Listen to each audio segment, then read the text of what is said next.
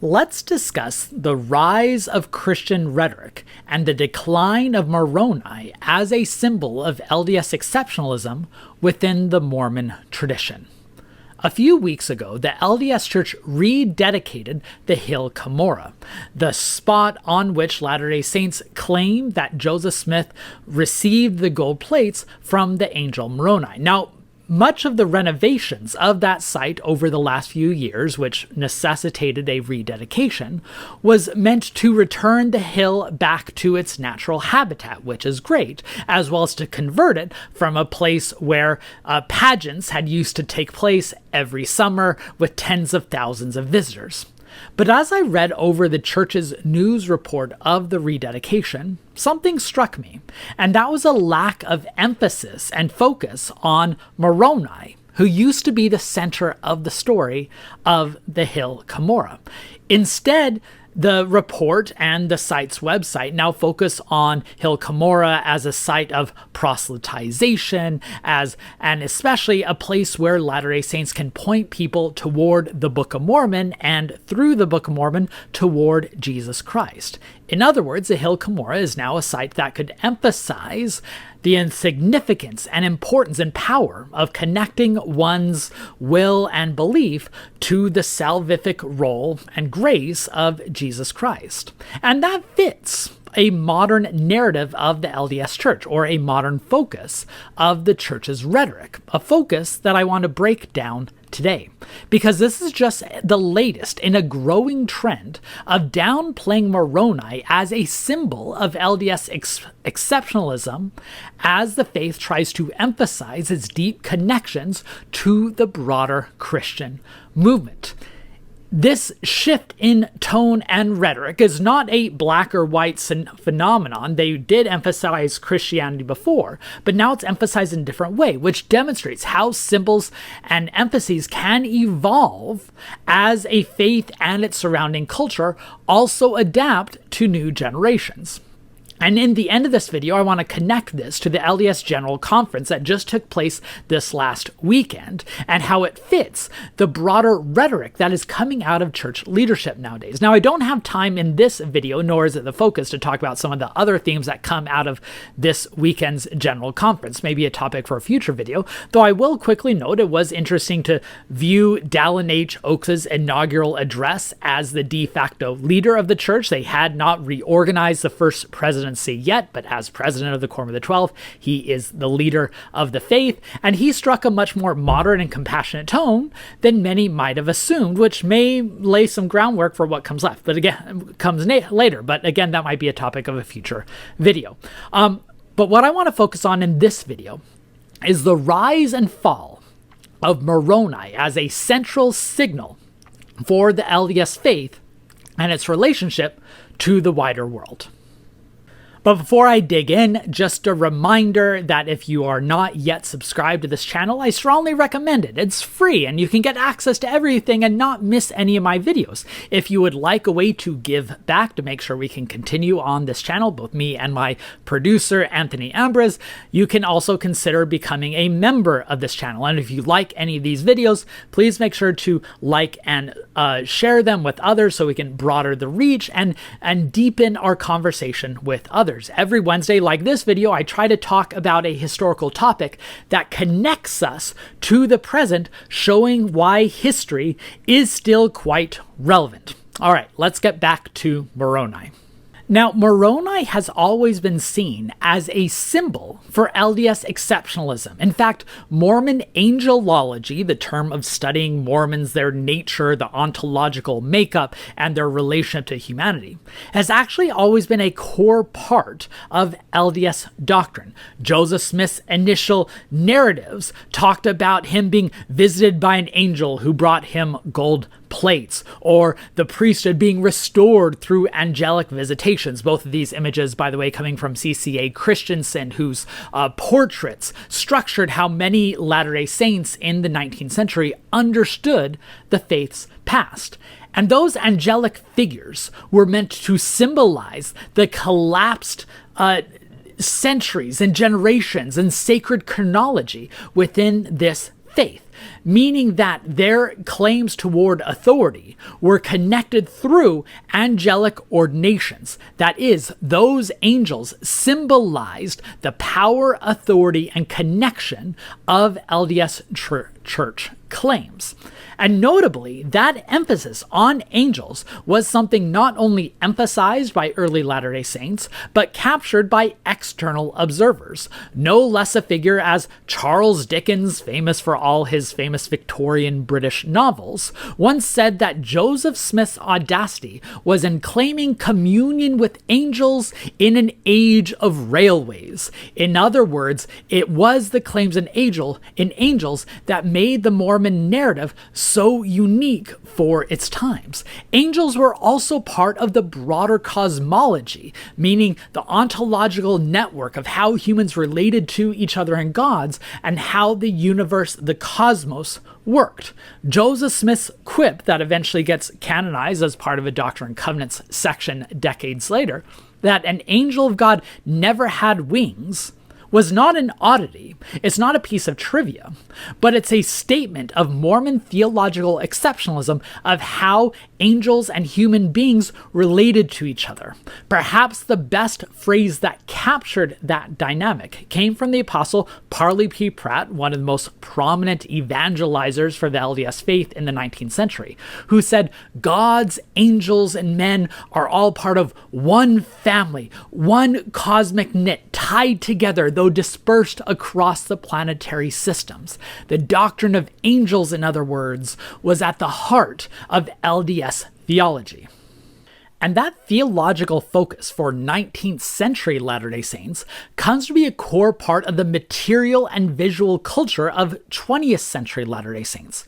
To put it simply, Moroni came to symbolize who Latter-day Saints were in America's religious marketplace. Most famously, you see the Angel Moroni on top of LDS temples. You see the Angel Moroni depicted on headstones for the deceased. You see Moroni on LDS jewelry. And perhaps most noteworthy, when LDS members served in the military, and the military had to have its different visual categories for different faiths, like they'd have for Protestants and Catholics a cross, or Jewish military members a Star of David. For Latter-day Saints, for a long time, it was the Angel Moroni. In other words, the Angel Moroni was the key symbol identified with the Latter-day Saints, both because with the Latter-day Saints it fit into the millenarian worldview of the 19th century. Remember, the Church of Jesus Christ of Latter-day Saints, Angel Moroni was the one hearkening to the second coming, warning of God's immediate arrival. But even as that millenarianism subsided, Moroni came to symbolize Mormon uniqueness and their distance from traditional Christianity. Moroni symbolized Latter-day Saints as a people apart. For a long time, Latter-day Saints cherished that theological and material and visual distance. But as Latter-day Saints came to desire assimilation with broader Christian traditions, that distinction came to be an obstacle.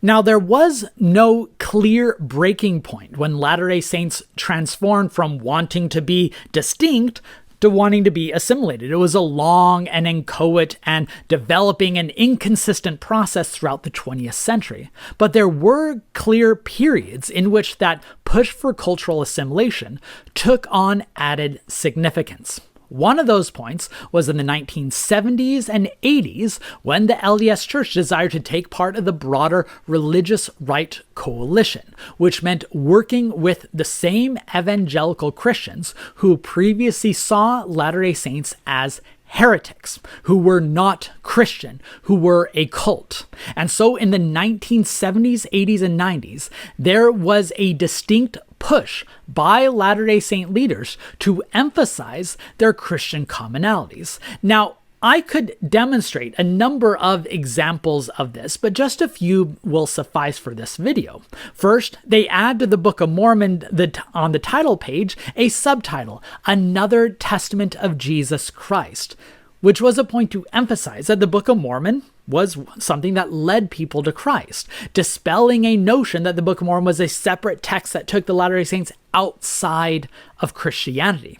And second, the logo for the church in the 1980s and 90s also transformed. Here you see a juxtaposition of the before and after, where now they changed the font size so that Jesus Christ took a much bigger role, capturing the Christian nature. Now, I need to emphasize that, yes, part of this was an attempt to assimilate into a Christian cultural space, but part of it was also a sincere theological doctrinal push toward what some scholars call neo-orthodoxy, a term that has been critiqued by others. But in general, it was part of a theological push by Latter-day Saint leaders during this era to emphasize the Christian nature of the tradition. That type of push toward doctrinal Christianity and cultural assimilation reaches its apotheosis with Russell M. Nelson's presidency over the last few years. Most prominently, of course, his push to no longer use the Mormon nickname because he says it distracts from the Christian identity and focus. The adoption of an official church logo of the Christus, an image that has been used in the church in the past, but now will be used much more consistently and fervently. We've seen in recent years among Latter-day Saints an emphasis on the cross. Some Latter-day Saints being much more willing. There has been recent studies showing that something that would have been unheard of when I was a child, of young Latter-day Saints wearing a cross, is now becoming much more common, though far from ubiquitous. And perhaps the most notorious thing, beyond just no longer using the Mormon nickname, was the fact that the Angel Moroni no longer appears on the new Latter-day Saint temples, or at least all the new Latter-day Saint temples. That symbol of distinctiveness is now marginalized at the very time that these temples are becoming more ubiquitous. Now, the Hill Cumorah itself embodies this shift because it used to be the home of the LDS pageant, the Hill Cumorah pageant, which emphasized, celebrated Mormon distinctiveness. Now, pageants have their own fascinating history in American culture and in the Latter-day Saint tradition, maybe a topic for a future video. But the Latter-day Saint tradition's decision to move away from those pageants is, I have argued previously, including in my book, American Zion, an example of Russell M. Nelson trying to remove the faith from these pioneer origins that he felt were no longer as necessary for a modern faith, which shows shifting priorities and an adaptation of the church's central image. The visitor center, it's not new, just redone visitor center at the Hill Cumorah and the website, instead of emphasizing the uniqueness of Moroni's story, of him calling the Latter-day Saints to prepare for the second coming and symbolizing Latter-day Saint uniqueness, is now emphasizing that Moroni's visit is leading people to Christ. In other words, it's Christianizing the unique Mormon message, emphasizing commonality with wider Christendom rather than distinction. I think it's also important to note that very little was done to commemorate 2023 as a 200th anniversary of Moroni's original visit to Joe Smith. Compare it to 1923, when the church did a lot more to commemorate it. I think it's noteworthy. In other words, Moroni has had a rough decade, as well as Mormon, of course, because now we can't use his name to symbolize or identify the church's members. Mormon and Moroni used to symbolize LDS exceptionalism, but now they've largely been sacrificed for assimilation, or the more generous reading is they have been marginalized in order to emphasize the Christian roots, the Christian foundations that Nelson has seen as the center of his presidential tenure. A couple of decades ago, the wonderful scholar, sociologist of religion, Armin Moss, published his book, Angel and the Beehive, about Mormon exceptionalism and retrenchment, in which he identified the Angel Moroni as a symbol of retrenchment, of Mormons trying to emphasize their distinction, juxtaposed with the Beehive as a symbol of Mormon assimilation, that they're busy workers, a secular image that emphasizes cultural commonalities. I think it's clear that right now, between those two competing identities that have always lived in tension with one another, The Beehive is winning, and the Moroni no longer has its previously precious perch. So where does things go from here? Well, first of all, historians make horrible profits, so I'm not going to specify what particular direction and how far Latter-day Saint assimilation goes in the future under an Oaks presidency. But I think it's clear what the general current is. And we can see some signs from General Conference just this last weekend. Nearly half of those General Conference addresses were focused on identifying as Christians and fulfilling the graceful sacralization narrative of Jesus Christ, which I want to emphasize again, has never been, a minority of LDS faith, but that emphasis has become especially strong in recent years. President Jeffrey R. Holland, I guess he's going to be the acting president of the Quorum of the 12 again, his concluding remarks at the General Conference included the text from Amazing Grace, a classic evangelical hymn, which just a couple decades ago would have been hard to fathom. This was a tradition that largely shied away from Amazing Grace and Come Thou Font. Both hymns that emphasize Christian commonalities are now once again at the center of LDS life, which I think is significant. What I think the story shows is that symbols and emphases can change to a degree, just not, total. I want to emphasize again, Latter-day Saints have always identified as Christian, but the way they define that Christianity, and important, the way they relate to that Christianity to the broader Christian culture, is a story of cultural assimilation over the last few decades. No one is safe in this evolving LDS rhetoric, even the angel who hearkened the new restoration. I hope this video made sense. If you think I got anything wrong or if I missed anything, please leave it in the comments. If you found this video useful, please make sure to like and share it with others. Subscribe to the channel if you haven't yet. And if you want a way to give back, you can consider becoming a member.